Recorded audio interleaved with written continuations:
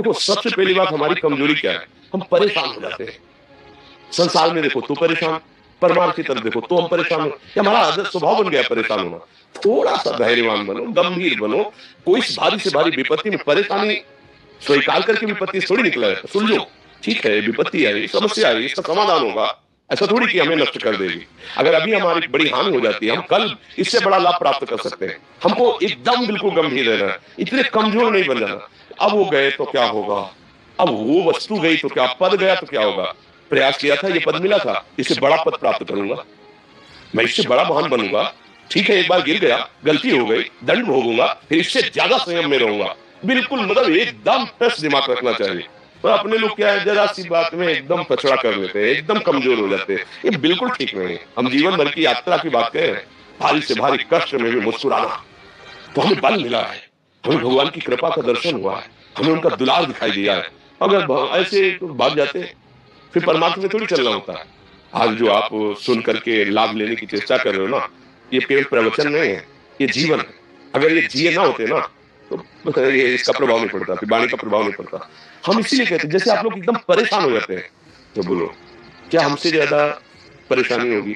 दोनों किडनी खराब, दवाई लाने के लिए पैसे नहीं, पानी रखा है हम उठ के पी नहीं सकते, भीषण शरीर में कष्ट, भीषण बुखार, क्योंकि किडनी फेल, जरा में बुखार, खाने को क्या, रोटी मांग के लाओ। अगर वहां सब्जी मिलती है तो लाल मिर्च ऐसी पड़ के मिलती थी कि पा नहीं सकते थे। आप सोचो, पानी लाना है तो मुझे लाना है, पीना है तो मुझे पीना है।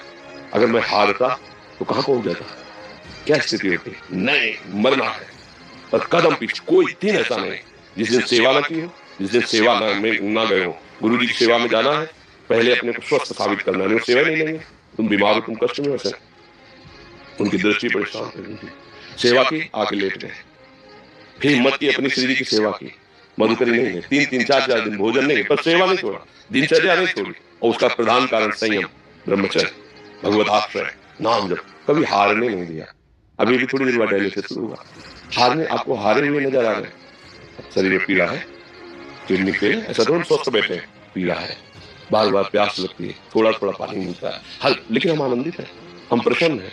हम लड़ाई में हारे नहीं, ना हारेंगे, हम जीत चुके हैं। हम अपने मालिक के भरोसे अपना संपाद, तो वो ये हम अपनी बड़ाई नहीं बता रहे, हम आपको बता रहे समस्या। सोचो तुम्हारे पास तो माँ है, भाई है, बहन है, परिवार है, कोई ना कोई तो है ना। मेरा किसी ने कभी जीवन में ध्यान भी नहीं दिया, क्यों? बचपन से बाबा जी बन गए, किसी से प्यार नहीं, किसी से संबंध नहीं, कोई जानकारी नहीं, हम कहाँ है वो कहाँ, किसी से कोई मतलब नहीं। अच्छा जवान साधु कौन श्रद्धा करे? कभी गांव जाने की हिम्मत नहीं पड़ती कि रोटी मांगने, पता नहीं लोग क्या सोचेंगे, क्या भावना कर ले। हम दरवाजे पे खड़े हैं, क्या कैसी भाव, जो हमारे सामने आकाश वृत्ति से आया यौवन अवस्था में वही पाया, अन्यथा भूखे रह गए।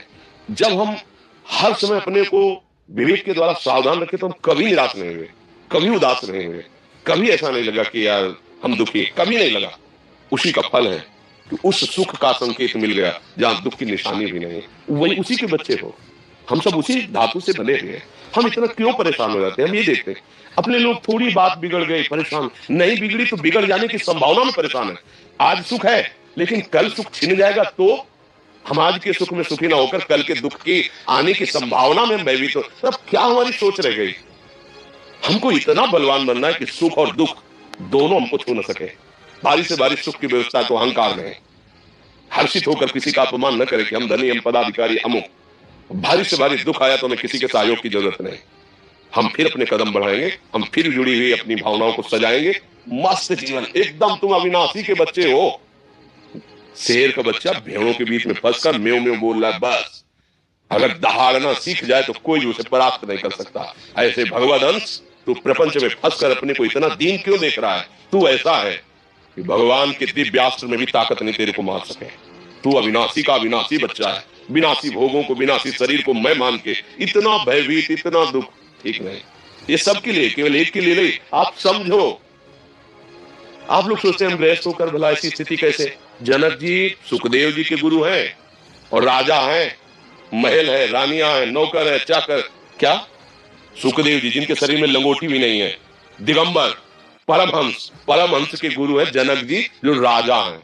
समझो आप ऐसा ना सोचे कि हम नौकरी कर रहे हैं, हम संसार में, हम गृहस्थ हैं, हम अध्यात्म की ऊंचाई पर नहीं चढ़ सकते। नहीं, आप एक सरकारी नौकरी या आप किसानी या व्यापार करते हुए आप एक अध्यात्म की ऊंचाई में चढ़ सकते हैं, और अध्यात्म ही है